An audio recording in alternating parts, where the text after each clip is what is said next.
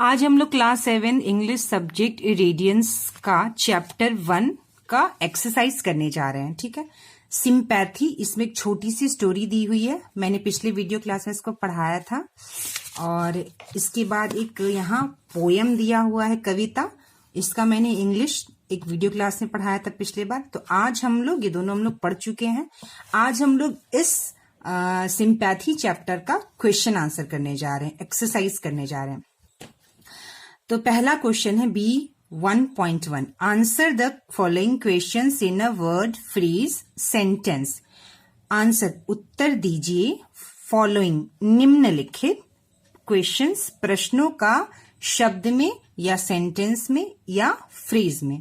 तो पहला क्वेश्चन है बच्चों, देखिए, who is I in the poem. यहाँ 5 प्रश्न दिए गए, 1 2 3 4 5 क्वेश्चन है। मैंने इसका आंसर लिखा है, आप लोग इसको, मैं बताती हूं इसका आंसर, आप लोग इसको देखिए। Who is I in the poem. प्रश्न में कह रहा है कि पोयम में जो आई है वह कौन है। देखिए यहाँ पे कविता में दिया हुआ है, आई ले इन सोरो। आई, तो यही पूछ रहा है कि इस पोयम में जो आई है, मैं, वह कौन है। तो बच्चों, पोयम में जो आई है वह खुद पोएट है। ठीक है, जिसने ये कविता लिखी है वह खुद पोएट है। किसने कविता लिखी है बच्चों? चार्ल्स मैके ने कविता लिखी है। और इसमें जो आई है वह चार्ल्स मैके यानी पोएट खुद है। तो इसका आंसर होगा, poet is I in the poem. Poem में जो पोएट है, जिसने ये लिखी है कविता, वही पोएट जो है वह आई है पोयम में। Poet is I in the poem. Second question है, हु वॉज इन सोरो। सोरो मतलब होता है बच्चों दुख। तो प्रश्न कह रहा है, कौन दुख में था। दुख में कौन था? द पोएट वॉज इन सोरो। जिसने कविता लिखी है, जो पोएट है, वही जो है वह दुख में था। रचनाकार जो है वो दुख में था। What did the proud man give to the poet. प्रश्न में ये मीनिंग है कि प्राउड मैन, घमंडी आदमी ने उस पोएट को क्या दिया। तो क्या दिया था बच्चों उस घमंडी आदमी ने? स्वर्ण दिया था, गोल्ड दिया था। तो आंसर होगा गोल्ड। थर्ड क्वेश्चन है, who bound the head of the poet in hour of sorrow. किसने सर पर हाथ रखा था और सहायता की थी पोएट की दुख के समय में। ठीक है, दुख के समय में किसने उसके सर पर हाथ रखकर उसे उसकी सहायता की। A poor man bound the head of the poet in hour of sorrow. एक गरीब आदमी ने उसके सर पर हाथ रखकर उसे दुख में सहायता की। नेक्स्ट क्वेश्चन है बच्चों, विच इज ग्रेटर, गोल्ड और sympathy. Which is greater means कौन सा बड़ा है, गोल्ड या सिंपैथी, स्वर्ण या सहानुभूति। सिंपैथी इज ग्रेटर, गोल्ड से बड़ा क्या है बच्चों? सहानुभूति। सहानुभूति ज्यादा बड़ा है। क्यों? क्योंकि उसने, प्राउड आदमी ने उस गरीब आदमी को एक सोना दिया था और उससे कोई मीठे ढंग से, उससे मीठी बोली से उसने कुछ भी बात नहीं की। ठीक है, इसलिए उसने क्या किया था, पोएट ने वह सोना उसे वापस कर दिया था। और सिंपैथी, एक गरीब आदमी ने उससे सहानुभूति दिखाई। वह दिन रात उसे देखता था, उस भूखे आदमी को उसने रोटी खाने के लिए दी। इसलिए सहानुभूति जो है बच्चों, वह सोने से कहीं ज्यादा बड़ा है। नेक्स्ट क्वेश्चन है, देखिए नेक्स्ट क्वेश्चन, ये आपका पहला क्वेश्चन जो है यहां से यहां तक मैंने करवा दिया कॉपी में। ठीक है, अब है आपका क्वेश्चन, देखिए बच्चों, write true for T for true and F for false statements. True का मतलब होता है सही, F का मतलब होता है गलत। तो यहाँ पे जो ब्लॉक दिया उसमें आपको F या T लिखना है कि कौन सा सही है और कौन सा गलत है। तो चलिए इसको चेक करते हैं। The proud man watched the poet day and night. क्या उस घमंडी आदमी ने उस पोएट को दिन रात देखता था? नहीं। कौन देखता था दिन रात? पुअर मैन देखता था, प्राउड मैन नहीं देखता था। ठीक है, घमंडी आदमी उसको नहीं देखता था। एक गरीब आदमी उसको, उसके दुख को देख कर परेशान होता था और दिन रात दिखता था। तो यह क्या हो जाएगा बच्चों, यह फॉल्स हो जाएगा, यह गलत है। ठीक है। The proud man's look were cold. Proud man जो था वो देखने में अच्छा था। हाँ, ट्रू। किताब में हमने पढ़ा है पोयम में कि प्राउड मैन देखने में अच्छा था। यहाँ देखिए लिखा हुआ है हिज लुक्स वर कोल्ड, है ना। My grief proud man heard his looks were gold. तो यहाँ से ये आंसर है, the proud man looks were cold, true. Next question है बच्चों, the poet did not return money to the proud man. ये सही है कि गलत है? क्या पोएट ने पैसा वापस किया था घमंडी आदमी को? नहीं, पोएट ने घमंडी आदमी को गोल्ड वापस किया था, पैसा वापस नहीं किया था। तो ये भी क्या होगा, यह गलत है, एफ, फॉल्स। ठीक है। नेक्स्ट है, यहां पे देखिए क्वेश्चन चौथा, the poor man went away by ignoring the poet. क्या गरीब आदमी ने उस पोएट को नजरअंदाज कर दिया था, इग्नोर कर दिया था? नहीं, नजरअंदाज नहीं किया था। ठीक है। The poor man went away by ignoring the poet, नहीं, उसने नजरअंदाज नहीं किया था। तो यह फॉल्स है। ठीक है। The poet was unable to pay back the poor man's deeds. क्या पोएट जो उस गरीब आदमी ने उसके लिए सहायता की थी, क्या पोएट वो उसे वापस नहीं कर सकता था? हाँ, पोएट जो है उस गरीब आदमी से जो उसको सहायता मिली थी, जो उसे उसके दुख में जो उसको काम आया था, वह उसको वापस नहीं कर सकता था। यह सही है, true. Sympathy can not be paid back. क्या सहानुभूति वापस नहीं की जा सकती? बिल्कुल सही बच्चों, सहानुभूति हम वापस नहीं कर सकते। अगर दुख में हमारा कोई मदद करता है तो हम उसका दुख में मदद जरूर कर सकते हैं, लेकिन वह सहानुभूति उसको हम वापस नहीं कर सकते। तो यह भी क्या है बच्चों, ट्रू। ठीक है। नेक्स्ट क्वेश्चन है, यहां देखिए B.2.2 answer each of the following questions in one sentence. ठीक है। तो यहाँ पे पहला, दूसरा, तीसरा मैंने कॉपी में लिखा है ताकि आप लोग इसको देखकर लिख सकें। देखिए B.2.2 पहला क्या है, who did not tell a kind word to the speaker. ठीक है। तो ये क्वेश्चन का मतलब है कि क्या कौन है जो एक दया के शब्द स्पीकर से नहीं बोल पाया। स्पीकर यहाँ पे कौन है, पोएट। ठीक है। तो proud man did not tell a kind word to the poet या टू द स्पीकर। तो घमंडी आदमी जो था वह एक भी प्यार का शब्द नहीं बोल पाया था पोएट से। ये इसका आंसर। दूसरा question, what did the poor man give to the poet to eat. उस गरीब आदमी ने पोएट को खाने के लिए क्या दिया, ईट। ठीक है। गिव मतलब दिया, ईट मतलब खाना। उस गरीब आदमी ने पोएट को क्या खाने के लिए दिया। The poor man gave bread to the poet to eat. उस गरीब आदमी ने पोएट को रोटी खाने के लिए दिया। तीसरा, what did the poor man do for the poet when he the poet ले इन वांट एंड ग्रीफ। ये प्रश्न में कह रहा है कि जब वह पोएट जो रचनाकार है, वो पोएट जब दुख में था और तकलीफ में था, तो पुअर मैन यानी गरीब आदमी ने उसकी सहायता कैसे की। तो इसका आंसर देखिए क्या है, the poor man watched night and day and gave bread to eat. उस गरीब आदमी ने उसको दिन रात देखता था और उसे खाने के लिए रोटी दी, और इस तरह से उस गरीब आदमी ने उस पोएट की सहायता की।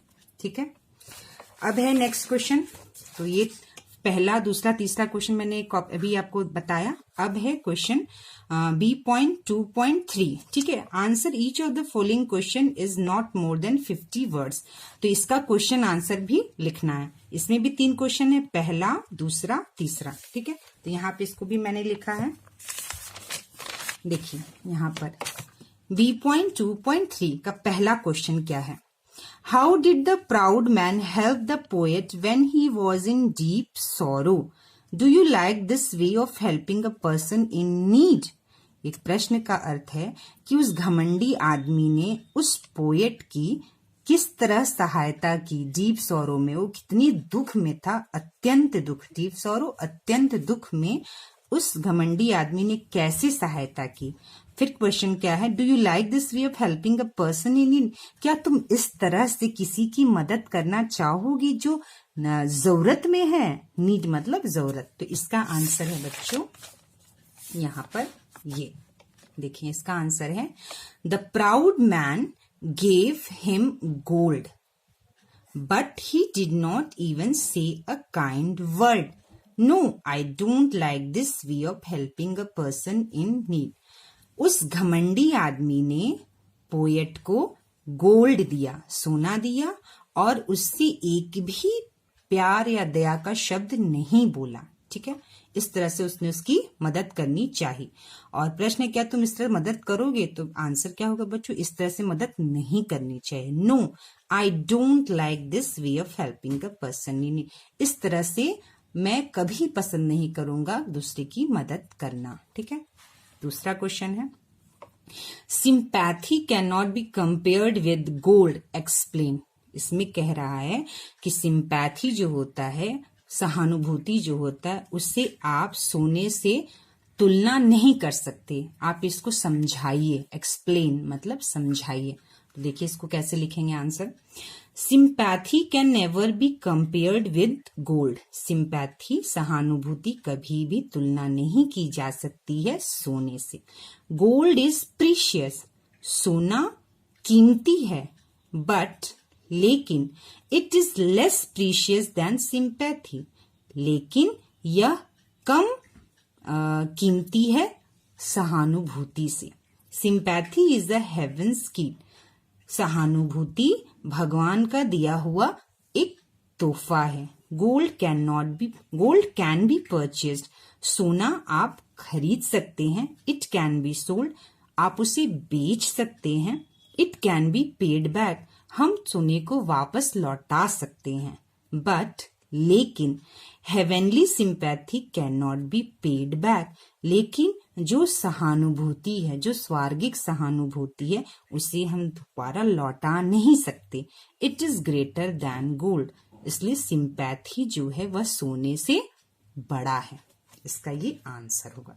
50 वर्ड्स में लिखना है बच्चों, तो इसलिए आंसर थोड़ा सा बड़ा है। तीसरा क्वेश्चन है, have you ever shown sympathy to anyone, if yes give details. यहाँ पे क्या कह रहा है बच्चों क्वेश्चन में, क्या तुमने कभी भी सहानुभूति दिखाई है किसी को? एनीवन मतलब किसी को, शोन मतलब दिखाया है। क्या तुमने कभी सहानुभूति किसी को दिखाई है?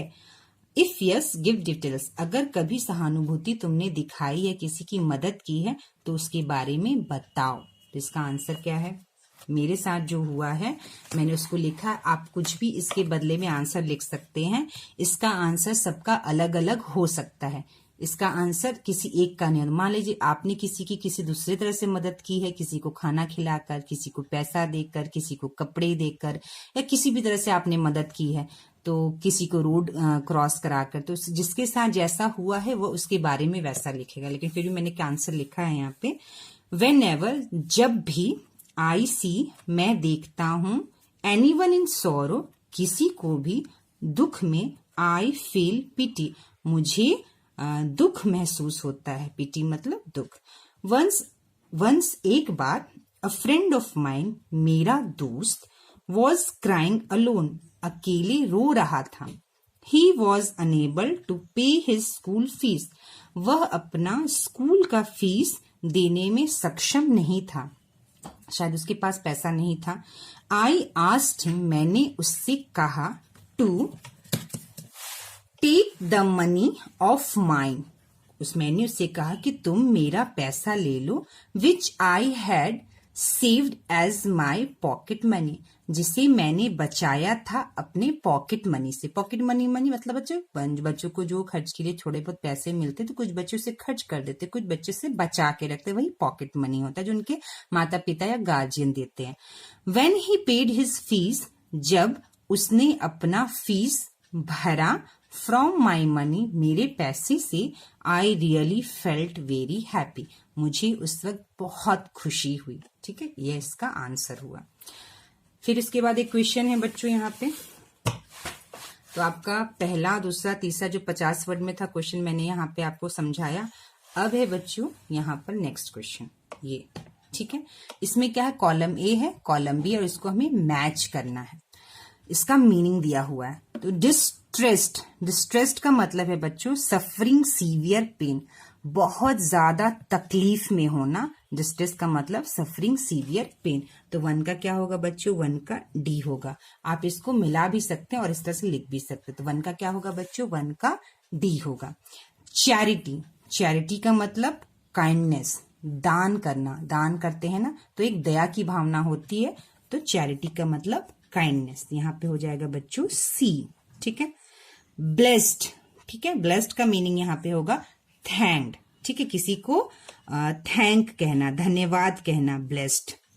वॉच, केयर फॉर, किसी को देखना मतलब उसको देखभाल करना, उसको ध्यान देना, केयर फॉर। वॉच का हो जाएगा care for, F.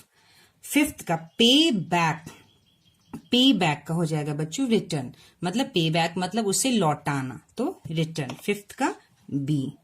6 heavenly sympathy, स्वर्गिक सहानुभूति, सुप्रीम अफेक्शन फॉर अदर्स, किसी दूसरे के लिए बहुत ज्यादा प्यार रखना, दया रखना, तो ये हो जाएगा हेवनली सिंपैथी का ए।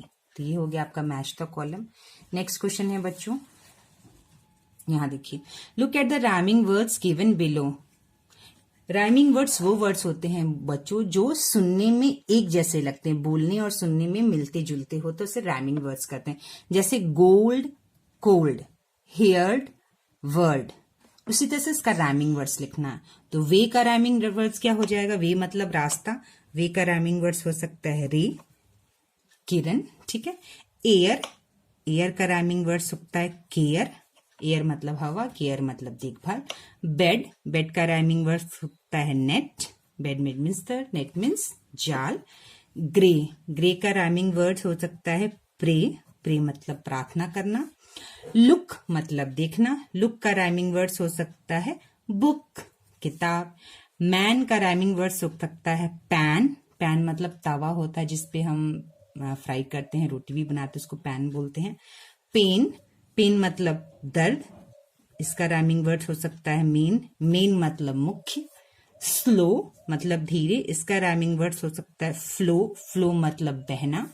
सन मतलब सूरज, और इसका राइमिंग वर्ड्स हो सकता है रन। ठीक है, तो ये हो गया, इस तरह से राइमिंग वर्ड्स होते हैं। नेक्स्ट क्वेश्चन है बच्चों आपका यहाँ पर, right 4 to 5 sentences on sympathy is a virtue. Sympathy जो है इसके ऊपर आपको 4-5 लाइन लिखना है। सिंपैथी एक वरदान जैसा है, तो इस पे आपको 4 या 5 लाइन लिखना है। तो देखिए मैंने यहाँ पे लिखा है सिंपैथी के ऊपर right 4 to 5 sentences on sympathy is a virtue. तो इसके लिए क्या लिखेंगे बच्चों, feeling PT for others is sympathy. ठीक है, किसी के लिए दुख, दूसरे के लिए दुख महसूस करना सिंपैथी है, सहानुभूति है। It is a heavenly feeling, यह एक स्वर्गिक फीलिंग है। ठीक है। The heart that possesses sympathy is praised by all and loved by God. जिस दिल में, जिसके मतलब हृदय में सहानुभूति की भावना होती है, वह सबके द्वारा प्रशंसा का पात्र होता है, सब उसकी प्रशंसा करते हैं, और लव्ड बाय गॉड, और भगवान भी उसको प्यार करते हैं। Sympathy is a beautiful feeling, सहानुभूति एक बहुत ही सुंदर एहसास है। ऑन द अर्थ, इस पृथ्वी पर सिंपैथी बहुत अच्छा एहसास है। Sympathy is most precious, sympathy जो है वह सबसे अधिक कीमती है।